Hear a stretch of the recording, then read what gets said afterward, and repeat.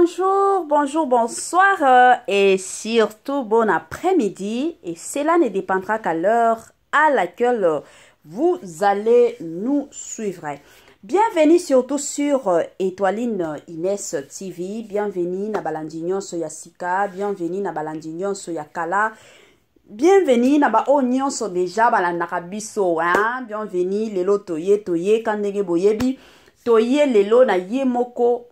Ferregola, le padre. Bande konanga rumba nde rumba. Balobi rumba eke ozongi. Rumba eke zongi. Adidas matakita. Aussi osomba déjà Adidas na yo.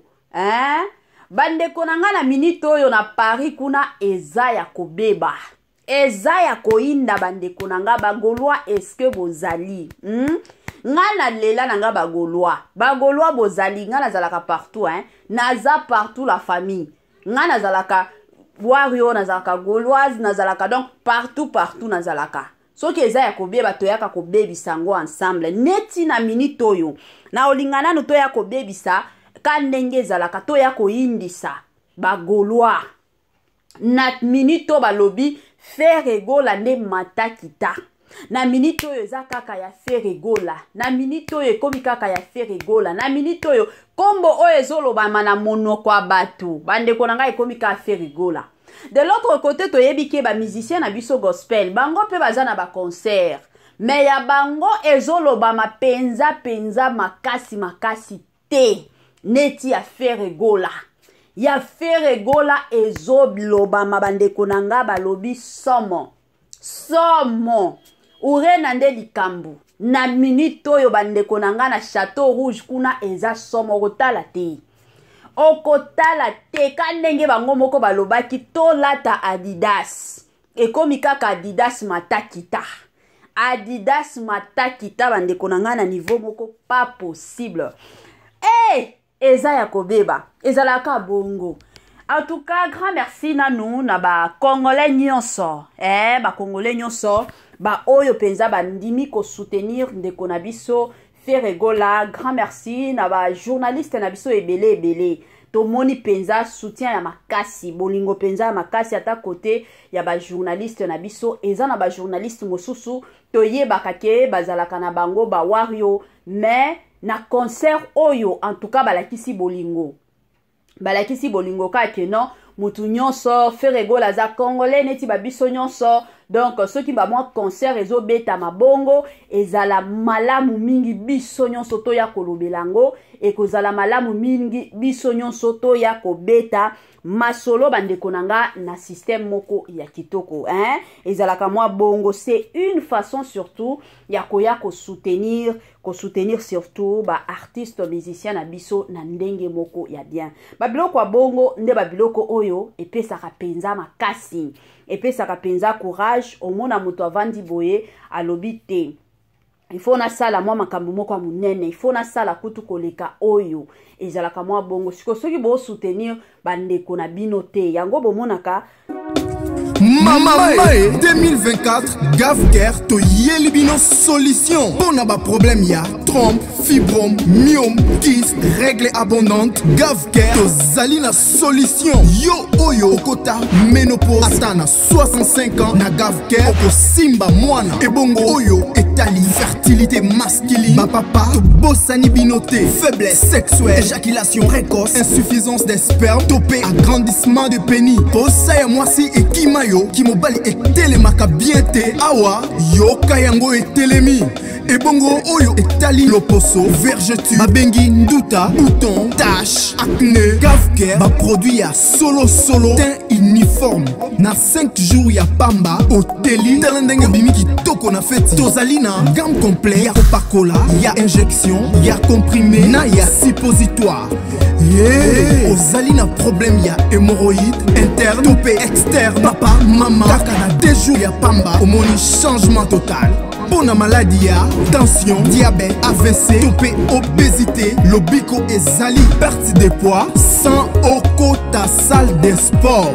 Kisi ya injection pe comprimé na Gavker bikalibela olingi okima suki pe mandefu ya pembe benga biso na lombango po awa tozali na solution moko durable. Ba produit na biso nyonso ezali 100% naturel pe esalemi na ba plante na ba industrie ya Angleterre pe Allemagne. Benga biso na numéro oyo plus 44 74 05 65 35 48. Gavker, solution ya santé na yo.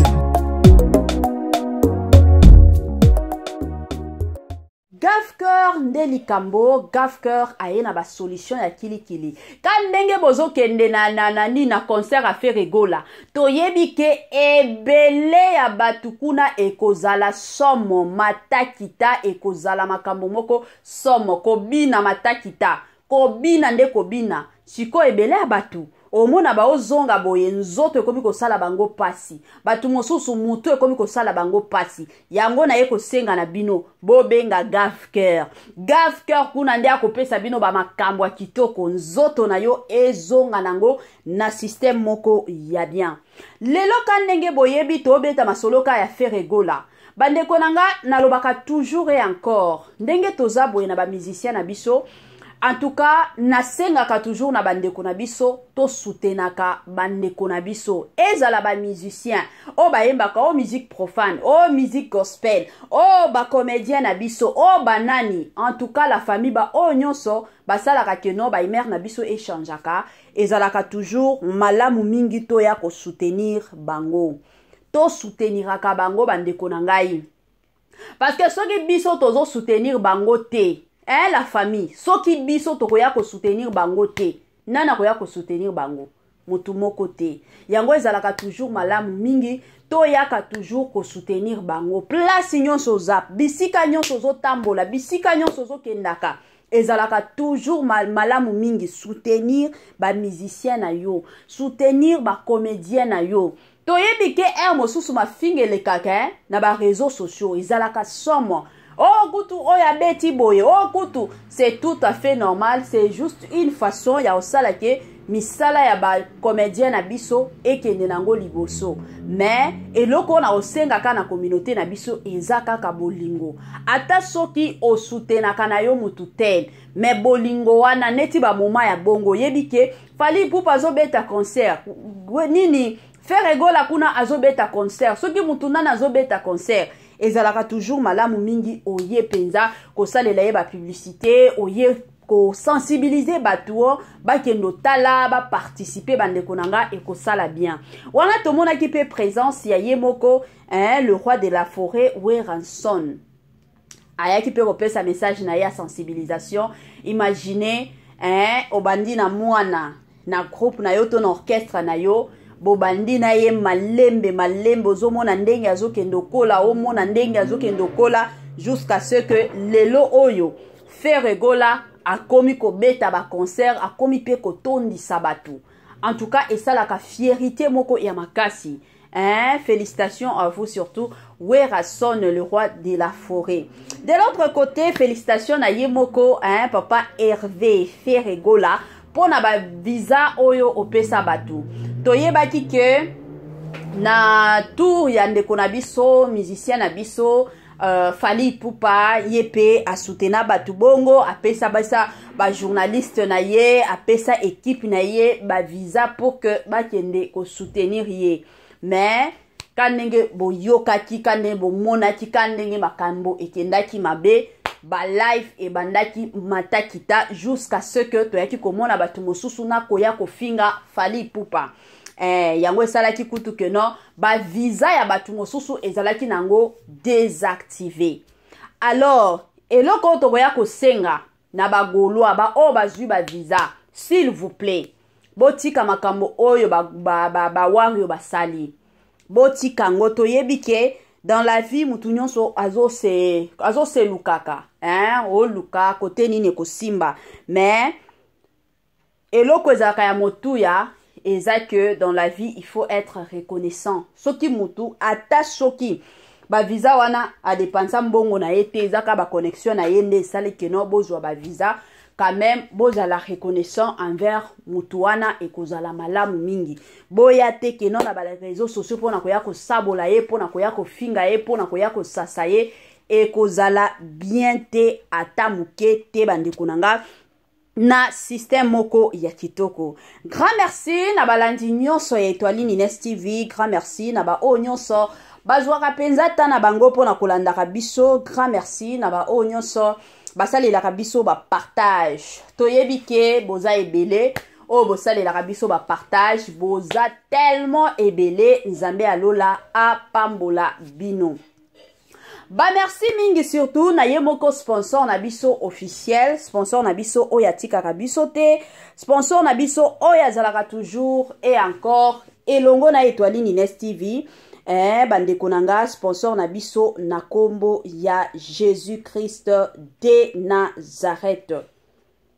Bambote nanga na ye moko Linda Bukulu ya balinda mwasi nzambe. Bambote nanga na ye moko Madame Marie-José Tchala. Bambote nanga na ye moko Madame Sidonia Siala, Madame Judith Diampo Visa. Neye kopesa bino bambote bisika nyonso bozali partout oyo bolandaka biso. Neye kopesa bino bambote na système moko kaka ya Tokos Makasi.